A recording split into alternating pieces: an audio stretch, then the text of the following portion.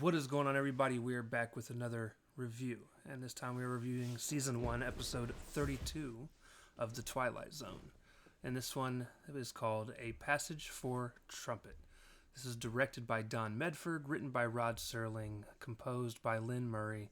This is the last episode of the season, by the way, that has a composer tied to it as well.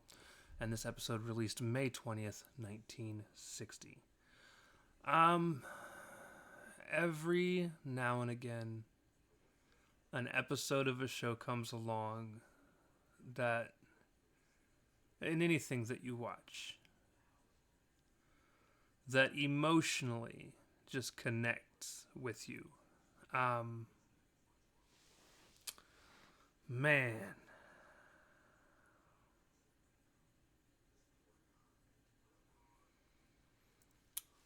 So to give you an idea of, or to give you a rundown of what happened in this episode.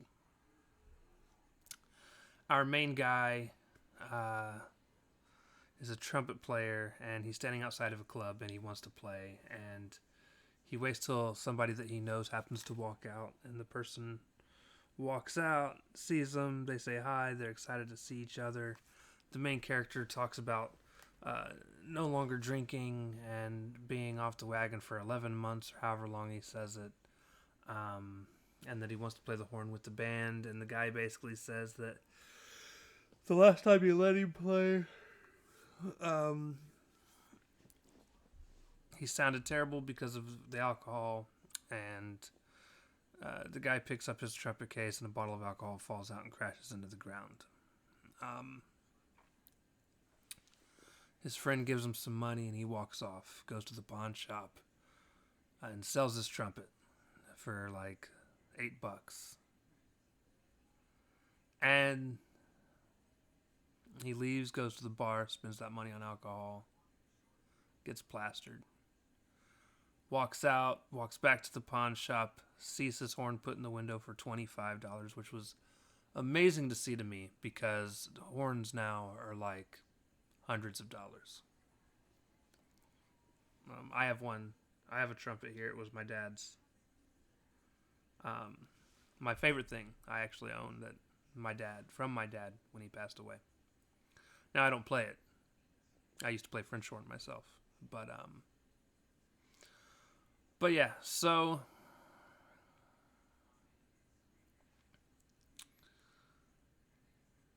he sees his trumpet and goes and stands on the corner, and as a vehicle is driving up, I feel like he throws himself in front of the vehicle. He may have just tripped and fallen. I'm pretty sure he threw himself, though. And he's hit.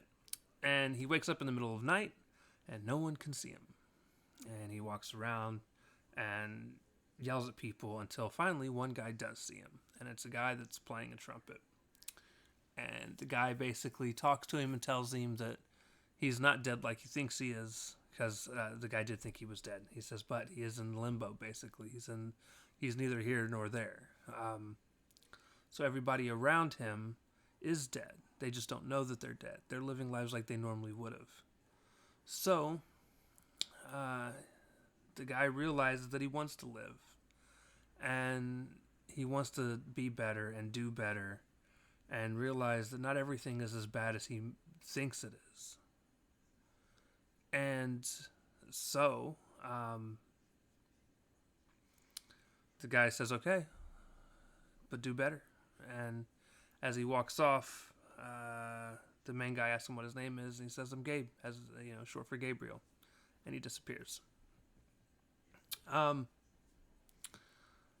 guy then wakes up to the present day, and the guy that hit him in the truck runs up to him and gives him some money. He says, I'd appreciate if you don't go to the doctors or anything. I've never had an accident in 16 years, so forth and so on. So he takes that money. He goes and buys his horn back. The scene shifts, and he's sitting on top of a roof playing at night. And as he's sitting there playing this beautiful song, that he's not actually playing, by the way, but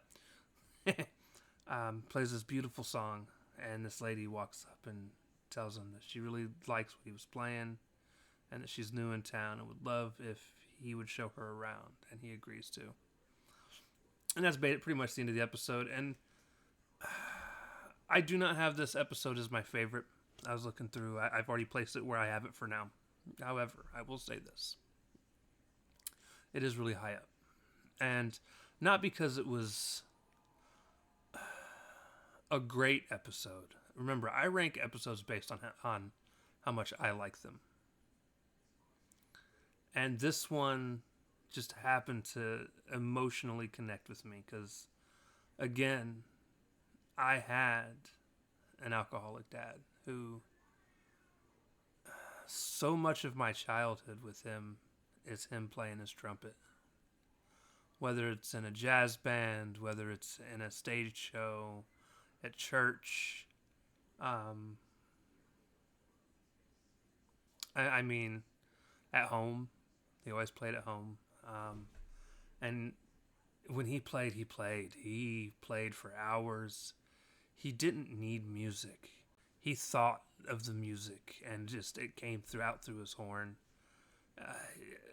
Insanely gifted. Probably one of the best musicians I've ever got to see in terms of horn playing. And yeah, it hit an emotional spot for me. Now, I didn't cry or anything like that. But yeah, it just reminded me a lot of being a kid, if I'm being honest. But yeah, so really good episode. I loved it. And I actually can't wait to get on to the next one because it's an episode called Mr. Beavis. And again, guys, I'm only in my late 30s, about close to being 40. I'll be 39 this year in December. So I'm a year away from 40, but I grew up with Beavis and Butthead in my life. So the fact that dude's name is Mr. Beavis, yeah, let's go. Anyways, I'm stupid. That is the end of it, of this review. Like I said, I liked it. So hope you guys enjoy your day, and we'll see you next time. Peace.